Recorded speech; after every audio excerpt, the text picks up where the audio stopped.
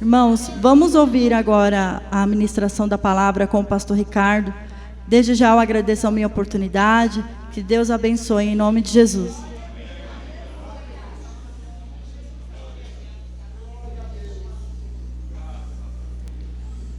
Quero cumprimentar a todos com a paz do Senhor. Amém. Meus irmãos, abramos as nossas Bíblias no livro de Atos. O livro de Atos, o capítulo de número 16. Enquanto os irmãos localizam, eu quero louvar a Deus por mais uma oportunidade que o Senhor nos concede de estar em sua presença, louvando, adorando o seu nome. Agradecido a Deus também pelo pastor desta igreja, pastor Jerônimo, não é isso? Pastor Jerônimo, Deus abençoe. Obrigado pelo acesso, né? Nosso irmão Robson também, muito obrigado pelo convite. Deus abençoe. Eu sou muito grato a Deus de retornar a essa casa. Meus irmãos, eu cheguei um pouco tarde. Da outra vez eu me perdi. Eu fui para Cristo Rei e era aqui. Aí falei, meu Deus, cheguei tarde por isso. E de hoje, o nosso pastor setorial, eu sou do setor 28, beleza? Está ali o pastor Sadraque, né? Amigo nosso, Deus abençoe. Eu sou do setor 28, o pastor marcou um compromisso com as famílias hoje na sede e foi às 17 horas. Por esse motivo eu não poderia faltar também, tendo um compromisso ali no setor, né? Deus abençoe os irmãos, eu peço perdão aos irmãos. Os irmãos me perdoam, amém, meus irmãos? Amém. Atos capítulo de número 16. Vamos ler do versículo 40 do capítulo 15. Capítulo 15, versículo 40. Diz assim a palavra de Deus: E Paulo, tendo escolhido Silas, partiu, encomendado pelos irmãos à graça de Deus. E passou pela Síria e Sicília, confirmando as igrejas. E chegou a Derbe, Listra, e eis que estava ali um certo discípulo por nome Timóteo, filho de uma judia que era crente, mas de pai grego, do qual davam bom testemunho os irmãos que estavam em Listra e Icônio. Paulo quis que este fosse com ele, e tomando-o, o circuncidou por causa dos judeus que estavam naqueles lugares, porque todos sabiam que seu pai era grego. E quando iam passando pelas cidades, lhes entregavam para serem observados os decretos que havia sido estabelecido pelos apóstolos e anciãos em Jerusalém, de sorte que as igrejas eram confirmadas na fé e cada dia crescia em número. E passando por Frígia e pela província da Galácia, foram impedidos pelo Espírito Santo de anunciar a palavra na Ásia. E quando chegaram a Mísia, intentavam ir para a Bitínia, mas o Espírito de Jesus não lhe permitiu. E tendo passado por Mísia,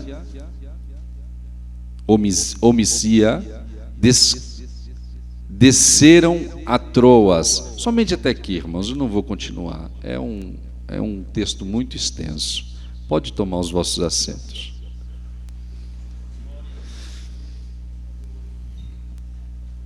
Meus irmãos, nós estamos aqui em um culto, em um trabalho voltado à obra missionária.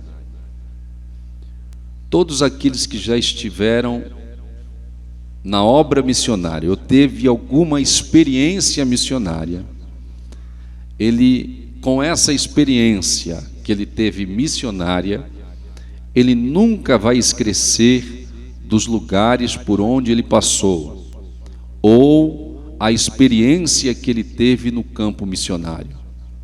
É algo que você leva de forma contínua para uma vida. Aqueles que já foram alguma vez enviado por uma igreja, ou enviado por um trabalho, ou foi fazer uma obra específica missionária, ele tem essa experiência e carrega essa memória continuamente. Eu falo isso porque ao longo do tempo que estamos fazendo a obra de Deus, tivemos algumas experiências em relação ao campo missionário. E antes de entrar na mensagem, em 2015 eu estive em Moçambique pregando ali a palavra de Deus. E eu fui com um irmão também que teve o objetivo e tinha o foco de falar da palavra de Deus e ter uma experiência mais funda no campo missionário. E quando nós chegamos ali em Moçambique, nós vimos uma realidade totalmente diferente da nossa. O campo missionário, ele necessita de pessoas que tenham o seu coração ardente pela obra, obviamente para pregar a palavra de Deus, mas também para conviver com as dificuldades sociais do local aonde você vai pregar a palavra. Eu estou lendo o livro de John Stott, que fala sobre o comprometimento da pessoa em relação ao cristão, em relação a uma vida social. Que tipo de comprometimento que a igreja tem em relação a um trabalho social? Ou que comprometimento que o crente tem com algum tipo de ação social? O crente, ele tem comprometimentos sociais? Com certeza. Jesus nos deixou claro isso, né? Sobre aqueles que têm fome e aqueles que têm sede e aqueles que têm frio. Obviamente, o cristão, ele tem este comprometimento social.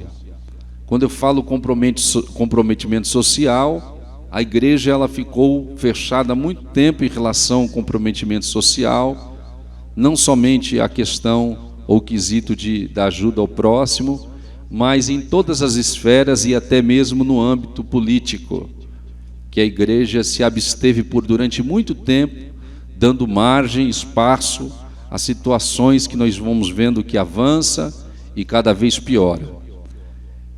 Eu falo isso, irmãos, porque a maioria dos avivalistas do século 17, 18, do século 19, principalmente do século 19, todos eles a maioria deles tinham comprometimento social. Eles não só pregavam, eles tinham comprometimento social em todas as áreas. Eram pessoas instruídas, eram pessoas relativamente, academicamente, eu vou dizer, instruída, pessoas que não eram pessoas qualquer, eram pessoas que tinham comprometimento. Este comprometimento levava essas pessoas a se envolverem em muitas áreas que eram necessárias que a igreja se envolvesse. Quando a gente acompanha a história de tantos homens que foram referências e são referências até o dia de hoje, como grandes avivalistas da Inglaterra, nós vamos ver que todos esses tinham comprometimento social. Uma obra missionária, ela não tem de forma nenhuma a sua firmeza se ela não tiver um comprometimento social. Porque se fala tanto das crianças na África? Porque se fala tanto, eu estou pegando a África, mas a obra missionária, ela é muito expansiva, né? A obra missionária está na nossa cidade, está no nosso bairro, está dentro da nossa casa. Mas são duas coisas que não se desmembram. Nós vamos ver um missionário lá em África pregando a palavra, mas você vai ver mais a ação social manifesta do que eles pregando a palavra propriamente dita.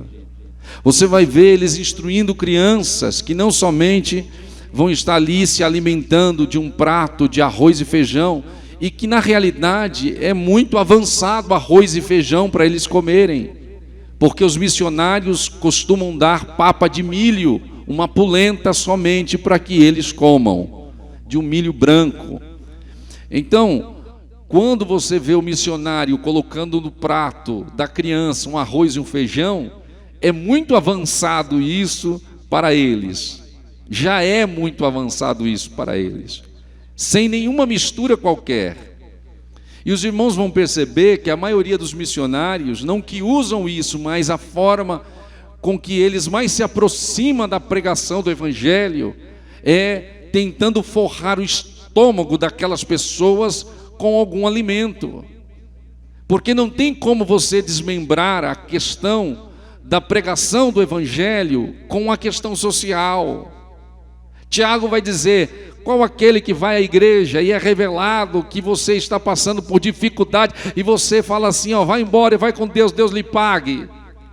E você não faz nada para que aquela pessoa tenha com que se manter. Aonde que está a fé aí? Aí ele falou, mostra minhas fé. A fé é que eu mostro minhas obras, porque a obra sem a fé, ou a fé sem a obra, é morta. Então não tem como desmembrar. Quando falamos de missão, nós estamos também relacionando a ação social. Jesus pregava, mas quando a multidão estava ali com fome e acompanhando ele por muitos dias, ele falava o quê? Despede a multidão para que elas comem em algum lugar. Isso quem falava eram os discípulos. Jesus dizia, o que vocês têm aí em mão para que eu possa multiplicar? Porque aqueles que me acompanham vão provar não somente da minha palavra, mas vão provar também da manifestação social que eu faço com eles. Então não tem como nós dividirmos isso ou separarmos isso. Eu estou falando aqui, irmãos, antes de me entrar na mensagem, um pouco sobre uma experiência missionária. De pessoas receberem não somente o pão, mas receberem uma palavra, ou receberem a Bíblia, um livro, que aqui você compra tão barato, mas eles se apegam com tanto apreço no livro que nós entregamos para eles, que é fora do normal. Então você, hoje que está aqui, que nunca teve uma experiência missionária, procura viver uma experiência missionária. Porque de todos os lugares que já passei, os lugares aonde eu fui pregar, dos centros de recuperação e aí por diante, com essa experiência que eu vivi, eu digo aos irmãos que eu nunca me esqueço de nenhum dos rostos que eu vi de lá para cá. E todos os dias eu me lembro deles.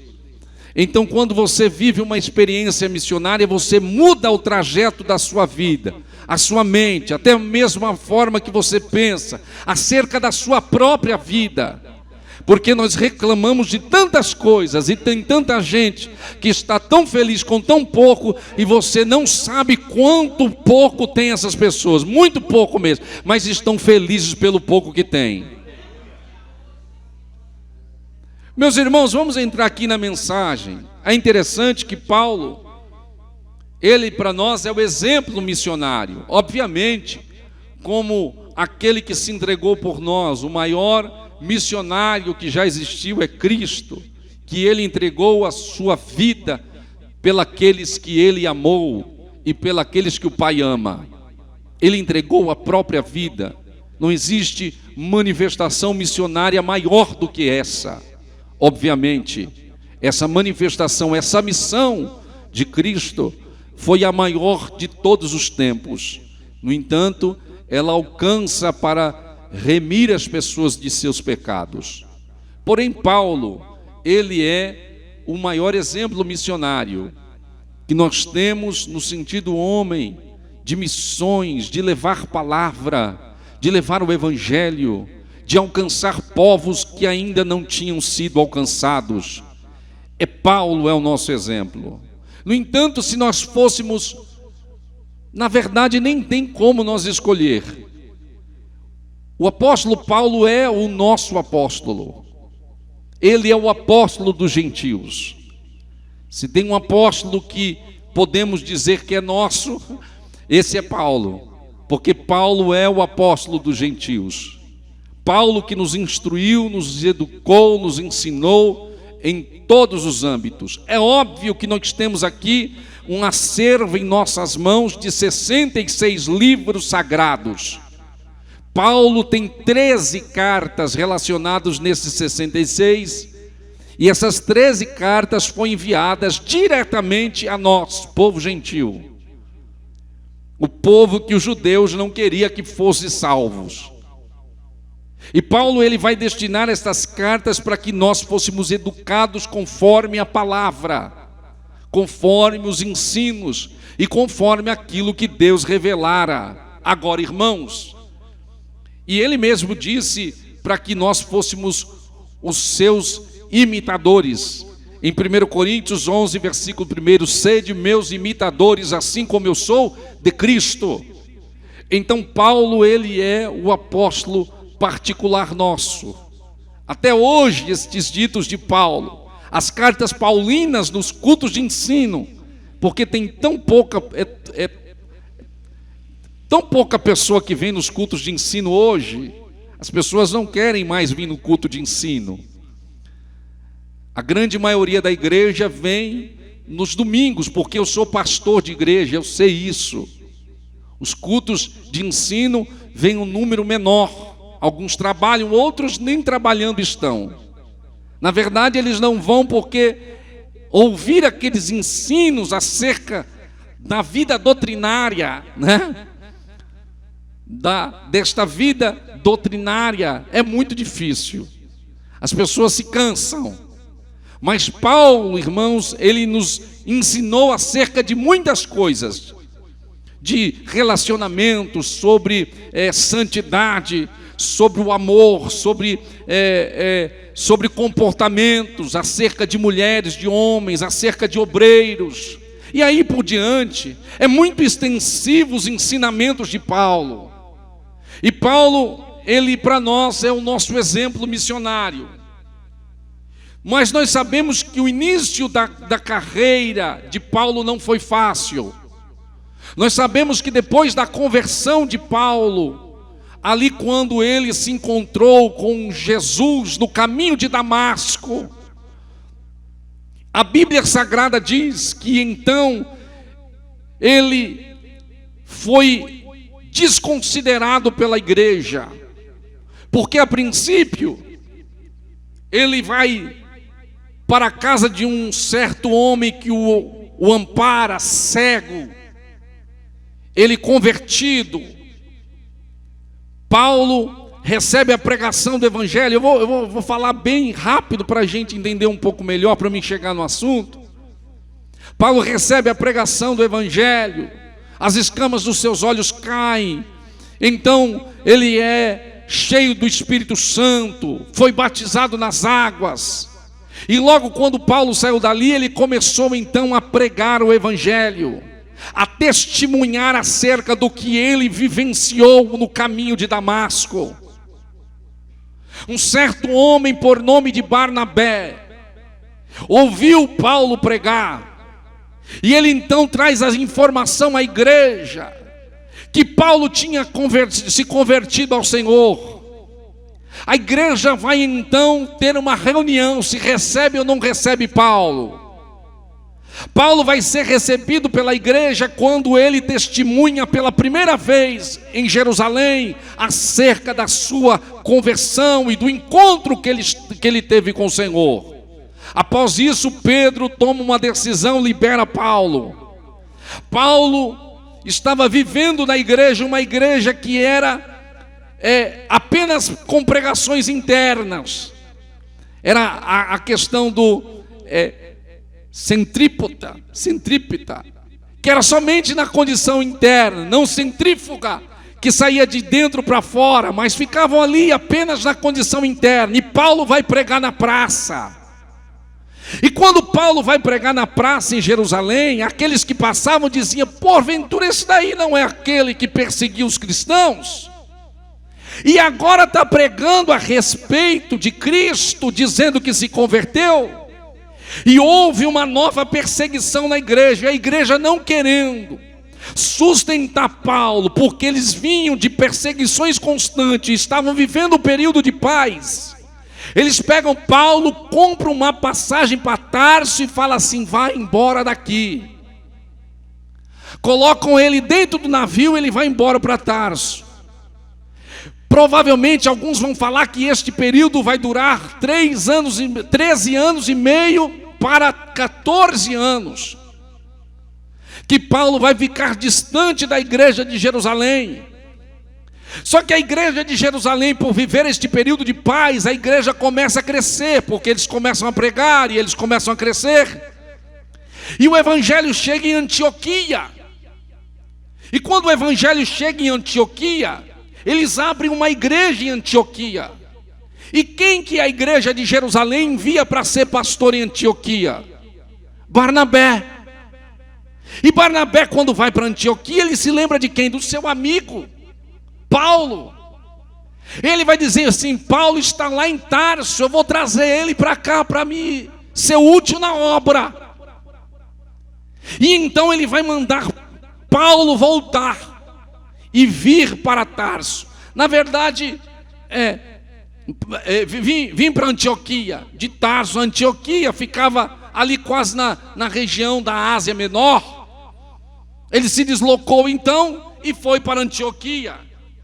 E ele chega em Antioquia, no capítulo 13 nos mostra a Bíblia que eles estavam ali. A Bíblia diz que servindo ao Senhor, orando e jejuando e buscando a Deus. Aleluia. É interessante que o texto nos mostra aqui que a separação de Paulo para o ministério, para ser missionário, aleluia, não teve nenhum tipo de influência humana. Não foi como lá em Atos capítulo 1, quando eles lançaram sorte para pegar uma pessoa para ser o apóstolo no lugar de Judas. Aqui não. Aqui no capítulo 13 a Bíblia diz que na igreja de Antioquia havia alguns profetas doutores, a saber, Barnabé e Simeão, chamado Níger, e Lúcio de Cirineu,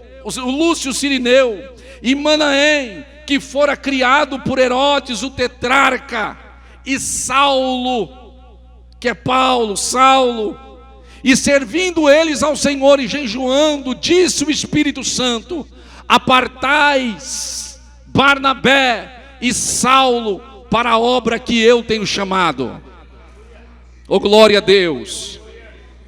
Quando Paulo fala assim, eu sou apóstolo, não apóstolo colocado por homens, mas sou apóstolo escolhido pelo próprio Jesus. Quando ele fala isso, é porque Paulo tinha convicção do seu chamado. Primeiro, do encontro que ele teve no caminho de Damasco. E segundo, aqui na igreja de Antioquia, a igreja que não foi homens que enviou ele, mas foi o Espírito Santo que disse para separar ele para a obra. Quando eu falo em ter experiência missionária, é bom para que todos tenham experiência missionária. Agora, para ser missionário não é para todos. Isso é uma grande verdade.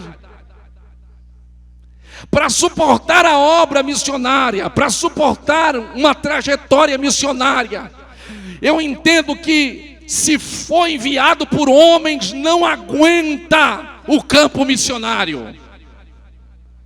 No campo missionário só aguenta quem foi enviado pelo Espírito Santo, assim como Paulo foi enviado junto com Barnabé. Observe, irmãos, que aqui na igreja de Antioquia, numa escala de prioridade, Paulo não era priori aqui. Não tinha prioridade para Paulo, para Saulo. Observe, irmãos, que a primeira pessoa que o Espírito Santo fala é Barnabé e não Saulo. Entre eles eu entendo que também não havia uma prioridade em relação a Paulo, mas o Espírito Santo escolhera Paulo. Eles vão em sua primeira viagem missionária, e na primeira viagem missionária eles passam na região da Ásia Menor. Eles não vão para muito longe. Esta é a grande realidade. Se você acompanhar o mapa, a geografia da primeira viagem missionária, os irmãos vão perceber que havia uma experiência ali. Paulo era um homem preparado antes de se converter, irmãos. Esta é a grande realidade. Deus preparou Paulo ao decorrer da vida. É algo específico. Porque Paulo ele tinha uma mãe que era grega, um pai que era judeu, da tribo de Benjamim, e ele tinha cidadania romana. Olha só, ele era grego por parte de mãe, judeu por parte de pai, e tinha uma cidadania romana. É interessante que ele vai crescer aos pés de Gamaliel, porque o seu pai, como judeu, não permite ele ser uma pessoa que vai para o lado dos pensamentos gregos ou da filosofia, mas leva ele para o judaísmo. Ele vai crescer e ele provavelmente vai constituir família, ainda que a Bíblia Sagrada não mostra, e isso é fato que ele constitui família, porque ele era um membro do Sinédrio, e para ser membro do Sinédrio ele tinha que ter família, ele tinha que ter esposa, e existem muitas histórias em torno disso, que fala que Paulo perdeu a sua família em um acidente, outros vão dizer outras coisas, e na realidade Paulo, eu não sei como ele perdeu a família, nós não sabemos de certo, mas que ele provavelmente tinha família, tinha, porque ele fazia parte do Sinédrio. Paulo era um homem já preparado antes da sua conversão, no sentido que ele estava munido destas vantagens. Na Grécia ele podia falar como grego, na Judéia ele podia falar como judeu, em Israel ele podia falar como judeu, e aonde tivesse uma extensão do Império Romano, ele entrava e saía, e ele não dava satisfação para ninguém, porque ele era um cidadão romano. Há quem diga que Paulo vai conseguir essa cidadania romana através do seu pai, que foi para uma batalha, venceu e juntou também dinheiro, e junto com a batalha que venceu, que ele fazia parte dos soldados romanos, e com o dinheiro que ele pegou, ele pagou um preço muito alto para ter a cidadania romana, e um preço alto. Provavelmente Paulo era de uma família bem sucedida financeiramente. Agora olha isso aqui que interessante. Paulo era um homem preparado, e para onde ele andasse ele poderia falar de muitos assuntos. Ele passou 3 anos e meio na Arábia estudando a respeito, isso está no livro de Gálatas. Ele passou 3 anos e meio na Arábia estudando a respeito do que o Antigo Testamento fala sobre Cristo. Ele tinha um conhecimento teológico, ele tinha um conhecimento judaico-cultural, ele tinha um conhecimento também no sentido filosófico, no que se diz respeito à Grécia, ele tinha também a cidadania romana, ele poderia falar como um romano, em latim, aonde ele fosse, ele poderia andar quase toda a parte da Ásia e quase toda a parte da Europa. Ele poderia ir para todos os lugares na época onde tinha o Império Romano, civilização romana. Mas nada disso adiantava para Paulo se o Espírito Santo não falasse aqui no capítulo 13, versículo de número 2 para ele. Quando ele vai na primeira viagem missionária, eles têm um sucesso muito grande, porque pessoas começam a se converter ao Evangelho, pessoas começam a se render ao Evangelho, e Paulo ele volta, e quando ele volta, Saulo e Paulo é a mesma coisa, a palavra Paulo vem do sentido grego, e Saulo vem da palavra Saul, que é judaico, israelita, então é do hebraico. Então Paulo, quando volta da sua viagem, da primeira viagem missionária, ele vai testificar aonde sobre esta viagem missionária? No concílio em Jerusalém, o primeiro concílio da igreja. E Paulo vai dizer: o povo recebeu a palavra, o povo, aleluia, aleluia, se rendeu aos pés de Jesus, e eles são batizados com o Espírito Santo e com fogo. Oh, glória a Deus! Eles então determinam como a igreja gentílica haveria de andar, acerca dos costumes e da circuncisão, e eles ajeitam esta situação, e Paulo agora tem cartas da igreja ali colocadas, ensinamentos, doutrinas que a igreja haveria de seguir, ensinamentos que a igreja haveria de seguir para ser bem-sucedido, uma igreja que haveria de crescer, não infringisse a condição de eles não ser judeu, para aceitar todo o ritual judaico, mas para viver uma vida liberta em Cristo. E Paulo então, ele tem um problema de um desentendimento, logo no início da sua segunda viagem missionária. E eu quero falar sobre a segunda viagem missionária de Paulo aqui. E logo no início, quando ele começa a planejar a segunda viagem, porque agora ele está munido com uma carta da igreja de Jerusalém, que como haveria de andar de forma doutrinária, de ensino, a igreja gentílica. Ele está munido.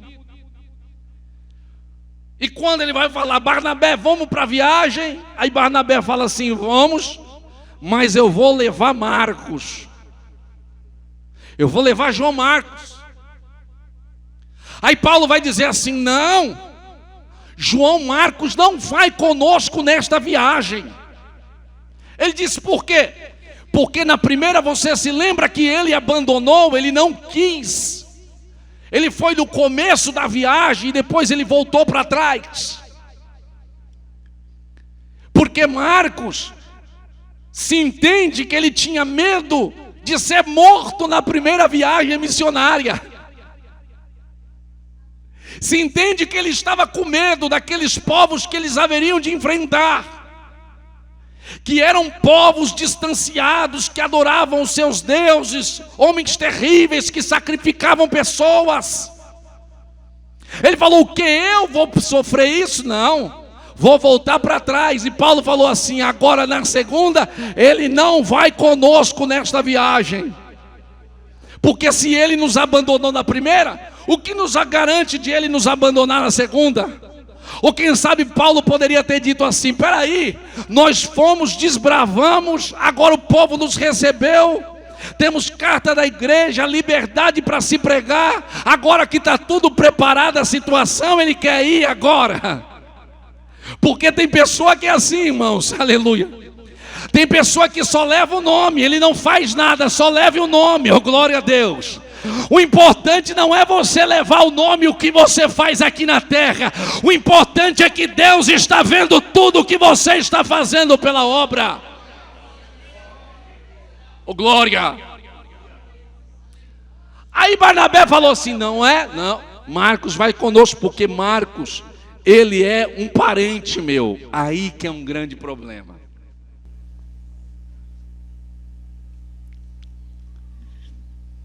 É um parente. Essa questão de nepotismo, irmão, isso é antigo, viu? Muito antigo.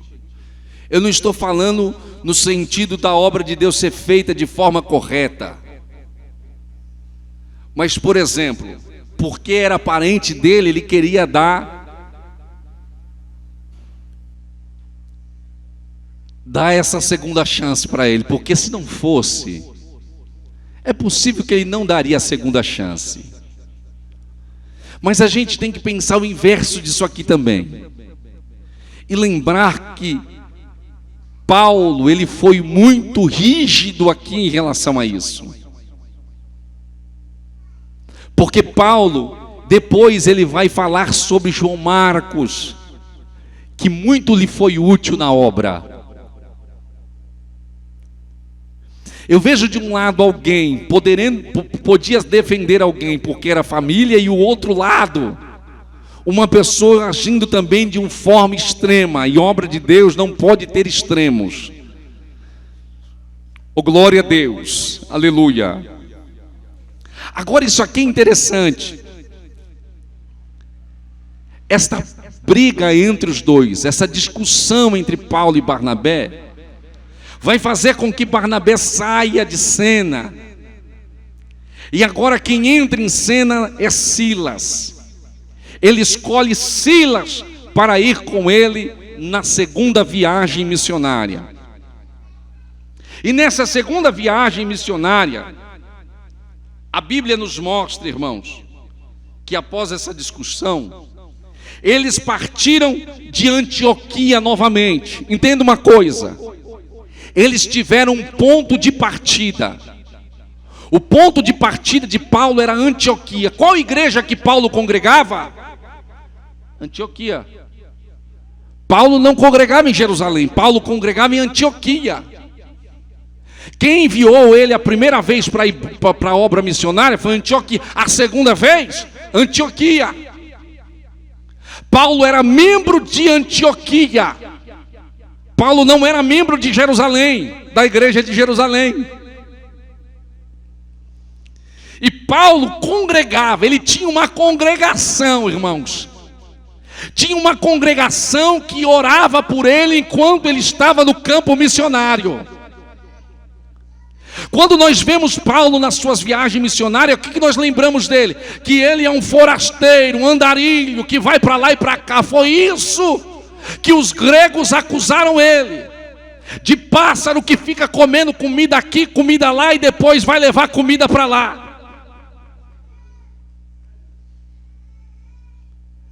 Se eu não me engano, a palavra é paloureiro, alguma coisa assim.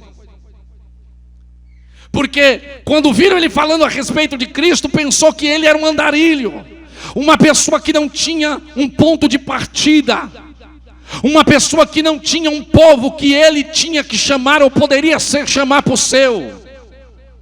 Um povo que orava por ele, estava orando, intercedendo para que a obra de Deus fosse feita naquele lugar. Oh, glória a Deus, aleluia. Paulo não era um andarilho, ele tinha uma igreja para congregar. Essas pessoas que você vê andando por aí, de lá e cá, e para lá e para cá, andarilho, essas pessoas que não têm uma igreja para congregar, tome cuidado, irmão, que esse daí não é missionário de verdade, irmão. Irmão, graças a Deus que um tempo para cá parou, né? Porque tinha, pastor, aqueles pastinha prateada, né? Que ficava com aquelas pastinhas prateadas, andando para cima e para baixo. E a gente não sabia onde ele congregava. Eu estou orando o vaso para ver onde eu vou ficar.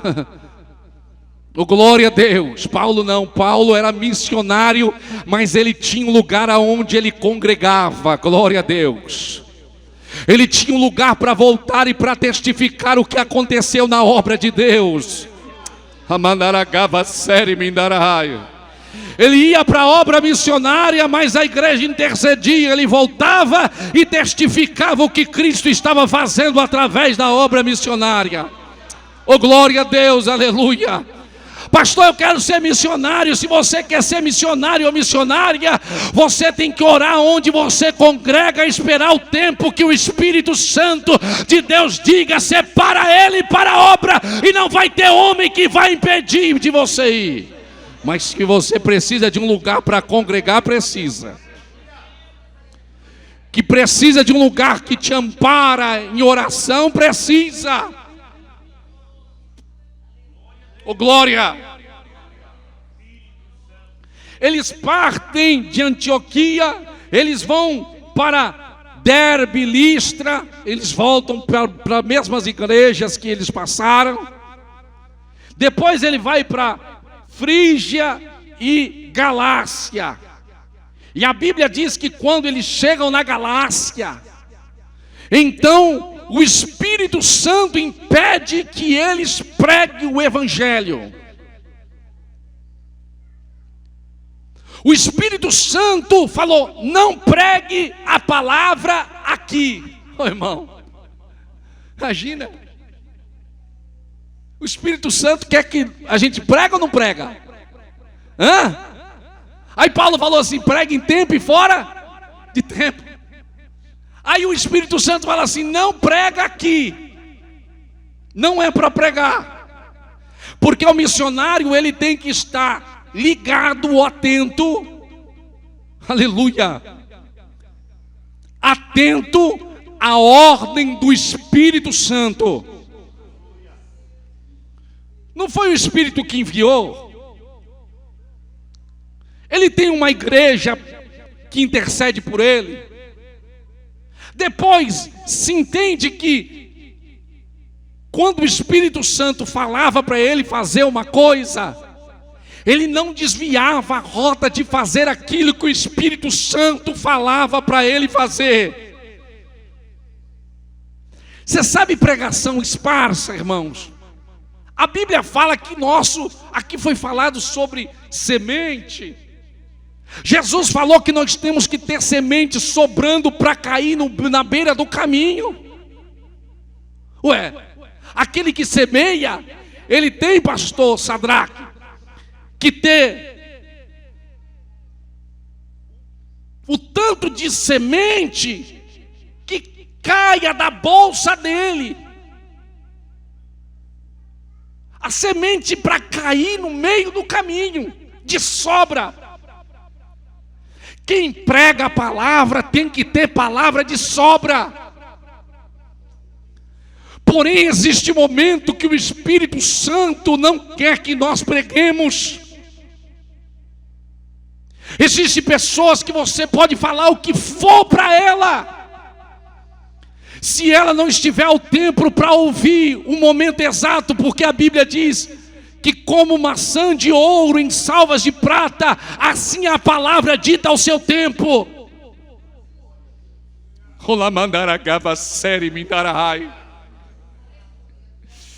Tem pessoas que ouvem a palavra e não faz questão, ouve.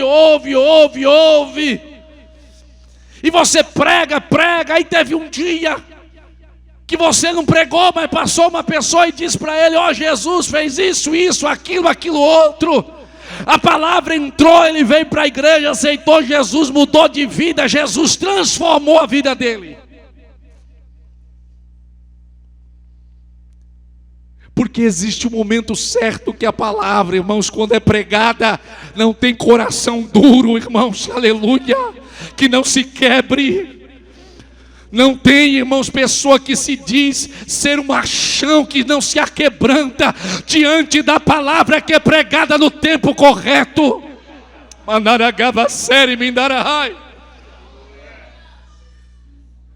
O Espírito Santo sabia que Paulo ia passar perseguição ali e quem sabe poderia até morrer.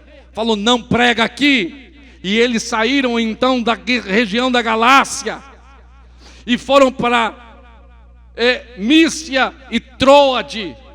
E quando ele chega em Troade, que ele estava se preparando para voltar, porque eles iam até Troade, ia fazer o percurso de volta. Aí o Espírito Santo veio e falou com Paulo de novo através de uma visão. Quando eu disse que Paulo era obediente à voz do Espírito Santo, olha a história de Paulo. Paulo foi obediente desde a primeira vez que Jesus se manifestou a ele. Vai à rua direita, procura um certo homem, assim, fica na casa dele. Paulo fez isso. Separa Paulo e Barnabé Barnabé e Paulo para a obra que eu tenho chamado, Saulo para a obra que eu tenho chamado. E Saulo fez isso. Não prega aqui, Saulo, e Saulo fez isso. Oh, glória a Deus. Quando eles estavam a caminho de Roma, aleluia. Quando eles estavam a caminho de Roma, na sua última viagem, o barco estava sendo açoitado pelas ondas. Ele desceu no porão e orou. Então o anjo desceu a ele e o Espírito Santo disse para Paulo: ei, Paulo, fica tranquilo que ninguém vai morrer nesta viagem, só o barco que vai se quebrar no meio. Aleluia. Ele era obediente à voz do Espírito Santo. Ele chega em Troade, o Espírito Santo mostra então uma visão para ele. Ele vê um homem chamando ele do outro lado do mar, dizendo: passa, Macedônia, passa para cá, que eu quero você aqui. Aleluia. Paulo pela manhã olhou para Silas e falou: Silas, nós vamos passar para a Macedônia. E Silas falou: mas peraí, quem que falou isso? Foi o Espírito Santo na madrugada em uma visão. Daquela série Mindaraio. Aleluia.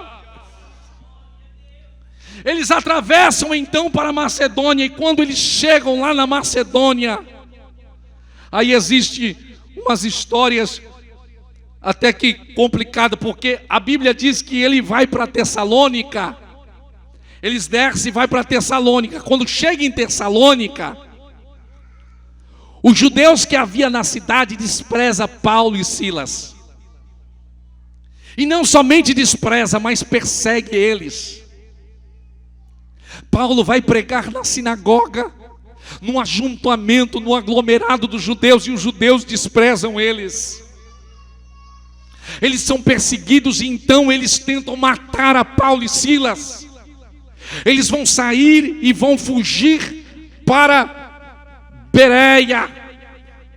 E quando eles chegam em Bereia, eles procuram uma outra sinagoga. Vamos continuar pregando, porque lá o Espírito Santo na Galácia disse que não era para pregar, mas aqui o Espírito Santo não proibiu. Enquanto ele não proíbe, eu vou abrir a minha boca para pregar a palavra de Deus.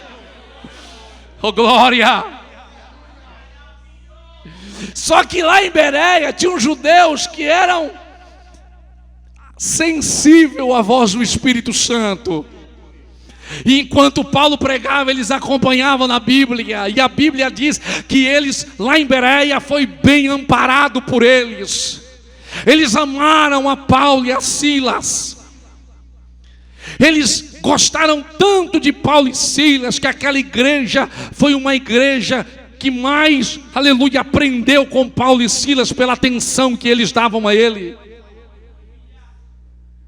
A Bíblia diz que os moradores judeus da Tessalônica souberam que Paulo e Silas estavam em Bereia e falou: vamos perseguir eles em Bereia, mas nós vamos lá para matar. E a Bíblia Sagrada diz que Paulo então é descido pelos irmãos de uma cordinha pela janela durante a madrugada. Silas fica para trás e Paulo embarca para Atenas. E Paulo chega em Atenas e ele vai passar alguns dias esperando Silas. E aí me chama muito a atenção sobre esta obra em Atenas, e eu termino aqui. Quando Paulo chega em Atenas, ele vai encontrar o panteão grego, e ele vai ver um monte de deuses no panteão. Aqueles que discutiam a respeito das filosofias, não somente filosóficos, mas aqueles que usavam a mitologia como filosofia, estavam ali discursando seus discursos. Quando Paulo observou que um espaço estava vazio, escrito ao Deus desconhecido, e Paulo então vai dizer assim: ei, posso dar uma palavra? O que você quer? Eu quero pregar sobre este Deus desconhecido. Eu vim pregar sobre ele hoje aqui. Irmão, preste bem atenção nisso aqui. Foi aí que Paulo pregando, a Bíblia diz que levaram ele até um lugar onde eles discutiam ideias, no anfiteatro. E quando eles chegaram no anfiteatro, Paulo começou a pregar a respeito de Jesus. Só que o que me impressiona é o que Paulo viu na cidade de Atenas. O que movia Paulo à obra missionária? Esses dias eu estive em nossa sede falando sobre isso, sobre a questão da obra missionária. E eu falei: o que motiva a pessoa para fazer a obra missionária? É lógico que precisamos de uma igreja que nos ampara, do Espírito Santo que nos envia. Nós precisamos de sermos atentos à voz do Espírito Santo aonde passamos. Entender sobre igrejas que vão nos recepcionar bem, ou melhor, povos que vão nos recepcionar bem, mas povos que vão nos perseguir e até tentar nos matar. Mas o que motiva tudo isso em colocar a própria vida em risco para se pregar o Evangelho? Mesmo o Espírito Santo tendo falado, Porque o Espírito Santo não obriga, o Espírito Santo fala. O Espírito Santo pode pedir, mas te obrigar, não vai te obrigar. O que pode motivar uma pessoa a se pregar o Evangelho? A única coisa que pode motivar uma pessoa a ser um missionário é o amor. Porque essa motivação de Deus para com o mundo, no versículo chave da Bíblia, em João 3,16, porque Deus amou o mundo de tal maneira. Se não é um amor que motiva a se pregar o Evangelho, o que pode ser? Porque quando Paulo chega na cidade de Atenas, e antes de ele discursar no Areópago, antes de ele discursar no espaço, no anfiteatro, Paulo ele vai observar a cidade por 4 dias. O que ele vai encontrar na cidade? Paulo só olhava uma multidão se prostrando a deuses. Ali era um lugar de promiscuidade, de adoração a Deus Atenas. Eles se prostravam diante de uma suposta deusa que inflamava profetisas a se prostituírem com aqueles que iam ali adorar Atenas. Ele encontrou a prostituição no seu âmbito geral, tanto na adoração como nos seus corpos. Ele viu pessoas caminharem com passos largos para o inferno. Ele viu pessoas que estavam caminhando, aleluia, para o inferno. E Paulo acompanhou durante 4 dias. Ele observou a cidade nesse aspecto. O que dá a entender que a Bíblia diz que Paulo se irritou e se irou pela situação. A Bíblia fala isso. Mas essa ira estava na condição de amor pelas almas. Você pode fazer o que for, meu irmão, aleluia. As pessoas podem tentar ser missionário do jeito que quiser ser, mas se não tiver a motivação correta, não é missão verdadeira. Tem muita gente procurando espaço para dizer que chegou. Tem muita gente querendo dar um aceno para ver que está ali. Só que a obra missionária não é feita desta forma. A obra missionária não é feita por pessoas que querem se apresentar ou se amostrar e dizer que está fazendo. Deus não precisa de aparecidos na obra, meu irmão. Deus precisa de pessoas que tenham comprometimento com a palavra e comprometimento com as almas, porque o que levou Paulo a pregar aos atenienses foi o amor que ele sentiu pelas almas. A Bíblia diz que ele compungindo-se, essa palavra compungindo-se, que diz o texto quando ele estava em Atenas, fala que a alma dele, o coração dele, o sentimento estava triste por ver aquelas pessoas dobrada diante de imagens, dobrada diante da prostituição, dobrada diante do pecado, dobrada diante do mundo, dobrada, escravizadas pelo pecado. É isso que vai motivar Paulo a pregar. Porque você pode congregar numa igreja, ser enviado pelo Espírito Santo, dar ouvido à voz do Espírito Santo. Você pode até ser perseguido por alguns e amado por outros, mas se não tiver a mensagem com coração verdadeiro, por amor às almas, não tem missão de fato transmitida por Deus para aquelas pessoas que precisam ouvir. Não tem.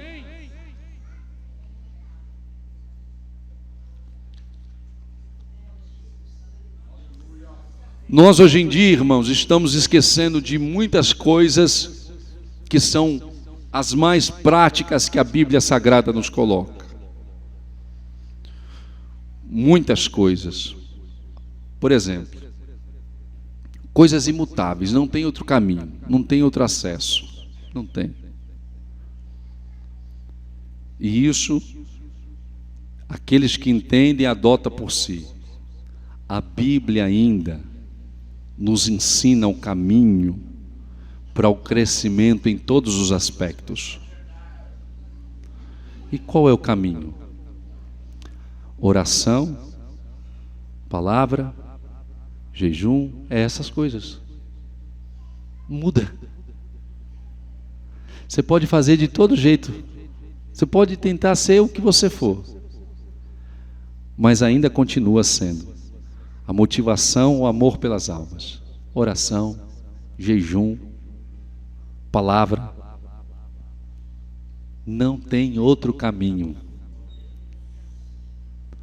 A igreja, irmãos, pode chegar onde for, se começar a ter a motivação que é o amor pelas almas, orar, jejuar e pregar a palavra, não tem lugar que a igreja não cresça.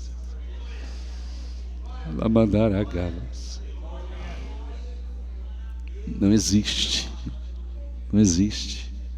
Você pode tentar usar os métodos, aí os outros métodos é outras coisas, mas ainda esse continua sendo infalível. Aleluia. Oh, glória a Deus. Com a permissão do pastor, fique de pé, meus irmãos. Fique de pé.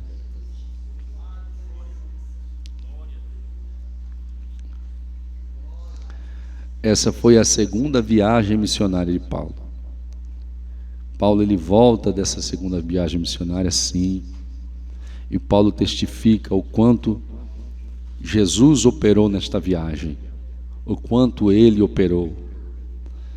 Daqueles que Paulo pregou em todas as cidades que passou, muitos aceitaram a Jesus, compunham a igreja e as coisas aconteciam de forma rápida. A igreja se formava na marra, não tinha muitas vezes a preparação do tempo devido para a preparação. Assim também cresceu as Assembleias de Deus aqui no Brasil. Muitas vezes não teve o tempo necessário para um preparo, né? O seminário de 4 anos ou 5 anos, né? Ser auxiliar de um pastor, para depois ser o pastor, esperar o tempo certo para ser enviado, a construção, principalmente das igrejas históricas. As igrejas históricas teve um crescimento muito menor por conta disso, porque a igreja, a Assembleia de Deus, tendo esta veia missionária que Paulo tinha, ela não tinha tanta preparação, mas fazia o que esperava, orava, jejuava, tinha amor pelas almas, motivação e pregava a palavra de Deus. Aleluia, glória a Deus. Oh, glória a Deus. Mandaragavassere mindarai. Oh, glória a Deus, aleluia. Aleluia, glória a Deus. Aleluia. Nós temos aqui, irmãos, uma quantidade de irmãos da Assembleia de Deus no Brasil muito grande.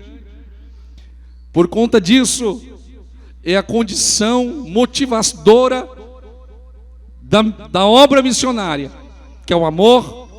Depois vem através de um jejum, de uma oração, vem através da pregação da palavra de Deus, e Jesus foi fazendo e vai continuar fazendo.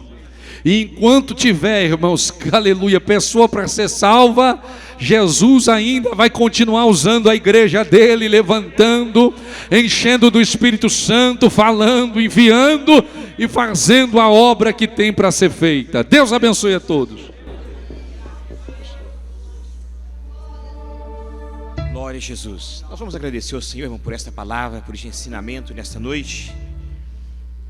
Aprendemos aqui nesta noite que do encontro de Paulo com Jesus,